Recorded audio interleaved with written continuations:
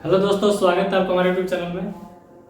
जैसे कि हमने पिछले वीडियो में इंट्रोडक्शन भी दिया था रॉयल्टी का और कुछ बताए थे, और इसके इसके जस्ट पिछले वीडियो में हमने लेखांकन व्यवहार बताए थे कि रॉयल्टी जो खाता होता है उसमें लेखांकन क्या किया जाता है। जिसमें से पहला पद हमारा क्या आया था, जर्नल एंट्री का आया था, और दूसरा जो आया था वो आया था रॉयल्टी अकाउंट, लैंडलॉर्ड अकाउंट वगैरह सब आया था। तो सबसे पहले आज हम जानेंगे जर्नल एंट्री। अभी किसके खाते में? लेसी खाते में, नहीं, पट्टेदार के खाते में। किसके खाते में?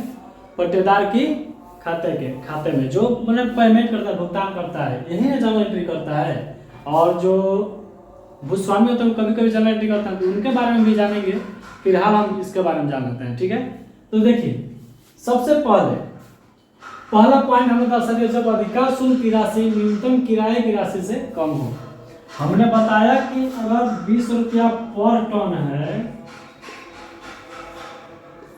और 10,000 रुपया उनका न्यूनतम किराया है, तो यहाँ पे 5,000 से कम, यानी कि मान लीजिए 4500 टन माल जब उत्पादन करता है, उस स्थिति में क्या होगा? उस स्थिति में जर्नल एंट्री क्या होगा? तो 45 टन का क्या होगा? 9,000 रुपया होगा। 1,000 जो रुपया होगा प्लस में ये अपने जेब से देगा, तब इसका 10,000 मिनिमम रेंट देगा। तो इसीलिए हमने सोचा कि आप लोगों को जर्नल एंट्री सबसे पहले समझा दें। तो ये जो इसमें ध्यान दीजिए, बचा हुआ रुपया क्या है? शॉर्ट वर्किंग है ना। तो देखिए, सबसे पहले इसका जर्नल एंट्री क्या होता है? जब अधिकार शुल्क की राशि देय होती है। क्या होती है? जब इसका अधिकार शुल्क की राशि देय होती है, यानी कि देने योग्य है, तब तो उसमें क्या होती है कि royalty account debit, royalty account यहाँ पे डेबिट है। और साथ में देखिए, सबसे पहले तो मिनिमम रेट, यानी मिनिमम रेट हमारा कितना है? 10,000 रुपया। और इसमें उत्पादन कितना हुआ है? 9,000 रुपया उत्पादन हुआ है ना। 1,000 रुपया जो आ रहा है शेष, क्या जो पट्टेदार अपने जेब से देगा, तो किस रूप में देगा वो? तो 1,000 रुपया हम अभी आपको पिछले वीडियो में बताया था कि शॉर्ट वर्किंग के रूप में देगा। यहाँ पे क्या होगा? शॉर्ट वर्किंग, क्या होगा? Short working account debit. यहाँ पे मत भी दिखा दे रहा है, क्योंकि यहाँ पे 9,000 रुपया है, ठीक है, और यहाँ पे 1,000, तब ना लैंडलॉर्ड का 10,000 रुपया होगा। और यहाँ पे होगा टू लैंड लॉर्ड अकाउंट। कितना देना है इसको? कम से कम 10,000 रुपया देना है।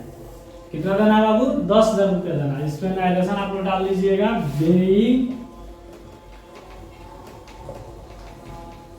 Payable to royalty. और भी अपनी तरफ से बना के डाल सकते हैं, being royalty and short working do, हाँ सॉरी, यानी कि बेइंग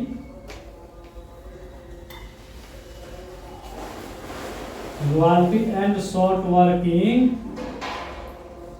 डू, यानी देने योग्य है, मतलब देने हैं। तो देना कितना देना है? Royalty account debit, short working account debit to landlord. किस स्थिति में? जब अधिकार शुल्क की राशि न्यूनतम किराया यानी मिनिमम रेंट से कम हो। इसको मिटा देते हैं, आप लोगों को ज्यादा झमेल लगेगा। इसको समझाते जा रहे हैं, इसको लिख लीजिएगा तो भी ठीक है, लिख लीजिए, लेकिन ये समझने के लिए है। आपको उतारना है तो बस इतना ही उतारना है, इसके अंदर क्या, इसके अंदर ही आपको उतारना है। ये तो आपको एग्जाम्पल दे रहा हूं समझाने के लिए। अब देखिए, दूसरा जो होगा, जब इसको पे किया जाएगा, इसको जब लैंडलॉर्ड को रॉयल्टी जब पे की जाएगी, तो उसमें क्या होगा? तो लैंडलॉर्ड अकाउंट डेबिट हो जाएगा, क्योंकि पा रहा है। और कैश या बैंक जिसके माध्यम से आप पैसा दे रहे हैं, टू हो जाएगा, टू कैश या बैंक। तो यहाँ पे डायरेक्ट लिख देंगे being royalty paid to landlord. क्या? Pay to landlord, pay to landlord, ये हो गया। इसको आपने उतार लिया। तो इसमें जो हम 10,000 रुपया लैंडलॉर्ड को दर्शाए थे, वो 10,000 ही दिखाएंगे। और कैश अकाउंट में भी हम कितना दिखाएंगे? कैश या बैंक में 10,000 रुपये दिखाएंगे, ठीक है। इसको उतारिए, अगला लिख रहा है लास्ट। इसमें मात्र 3 ही एंट्री है, ज़्यादा हड़बड़ाने की बात नहीं है। और तीसरा होता है हमारा क्या, अंतिम खाते। कौन से खाते, वर्ष के अंतिम खाते, जब अधिकांश शुल्क की राशि लाभ हानि खाते में ट्रांसफर की जाएगी। तो उस समय होता है profit and loss account debit to royalty account. क्या होता है, टू रॉयल्टी अकाउंट। यहाँ पे स्टेटमेंट ऑफ पीएल अकाउंट भी लिख सकते हैं, profit and loss statement of profit and loss account. ठीक है, अब देखिए समझ रहे, तीन ही एंट्री करना है। तो इसमें जो ये जो लिखे हैं, तो रॉयल्टी का जो अमाउंट है, रॉयल्टी हमारा कितना की निकला है, 90,000 ना, कि 9,000 रुपया हम क्या करेंगे, रॉयल्टी उसमें पीएल अकाउंट में ट्रांसफर कर देंगे।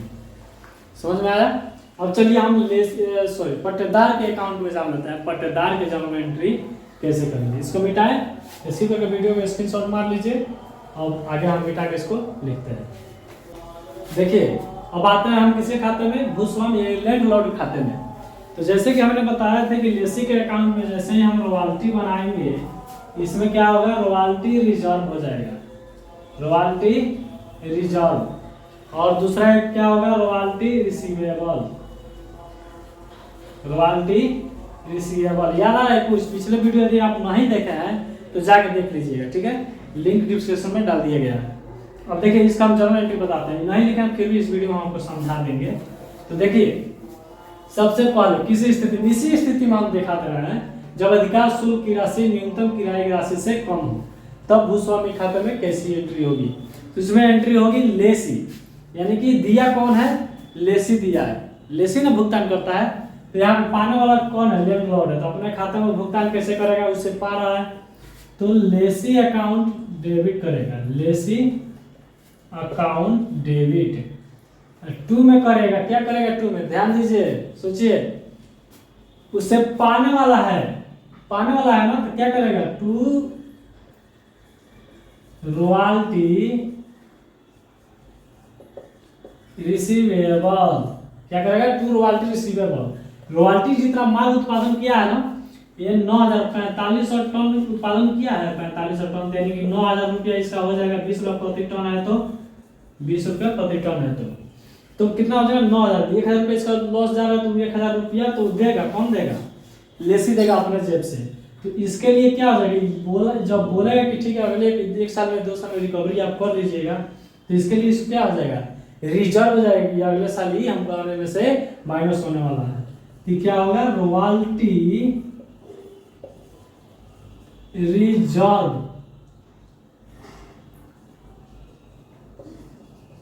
रिजर्व अकाउंट हो जाएगा। ठीक है, और इसमें लिख सकते हैं बेइंग, ये दोनों का नाम लिखिए, royalty receivable and royalty reserve, क्या, रिसीवेबल, रिसीवेबल रहेगा, हाँ रिसीवेबल लिख लीजिए, रिसीवेबल फ्रॉम किस से, लेसी से। वहां पर टू लगा दीजिए, इसमें फ्रॉम लेसी लगा दीजिए। हमारा पहला एंट्री क्या होगा, समाप्त होगा। कब, जब उसको पाने योग्य रहेगा, जब पाने वाला होगा तब। अगला देखिए, उसमें हमने क्या किया था, जर्नल एंट्री, उसमें लैंडलॉर्ड को डेबिट किया था और कैश अकाउंट और बैंक अकाउंट को क्या किया था, क्रेडिट किया था। लेकिन इसमें जस्ट उसका डिपॉजिट होगा, क्या होगा, कैश या बैंक अकाउंट डेबिट, कैश या बैंक अकाउंट डेबिट टू, उसमें लैंडलॉर्ड किए थे, लेकिन इसमें क्या करेंगे, लेसी करेंगे, लेसी अकाउंट। क्यों करेंगे, क्योंकि उस समय किसका बनाते थे, लेसी का अकाउंट बनाते थे, किसका बनाते, लैंडलॉर्ड का बनाते थे। लैंडलॉर्ड का नाम आएगा, नहीं आएगा, किसका नाम आएगा, लेसी का नाम आएगा। तो यहाँ पे लिख सकते हैं being royalty receivable to received from किससे, लेसी से, फ्रॉम लेसी ट्रांसफर। और इसमें भी अंतिम और लास्ट अकाउंट क्या होगा, पीएल अकाउंट में ट्रांसफर करने के लिए। अगला देखिए, अगला इसमें पॉइंट क्या होगा, royalty receivable, royalty receivable account debit, और टू में क्या हो जाएगा, profit and loss account. Bank आप डाल लीजिएगा अपने से, बात समाप्त। अब यहाँ पे क्या हुआ, अधिक रॉयल्टी समाप्त, इससे सॉरी जो जर्नल एंट्री है वो इसका समाप्त हुआ। अगले बार हम आप लोग के एग्जाम्पल इसमें स्पष्ट कर दिया है, और अगले बार हम आपको डायरेक्ट क्वेश्चन बनवाएंगे और अगला जर्नल एंट्री लेकर आएंगे जिसमें अधिकार शुल्क ज़्यादा हो, बड़ा हो या फिर कम हो। ठीक है, तो मिलता है अगले वीडियो में। अभी के लिए बाय।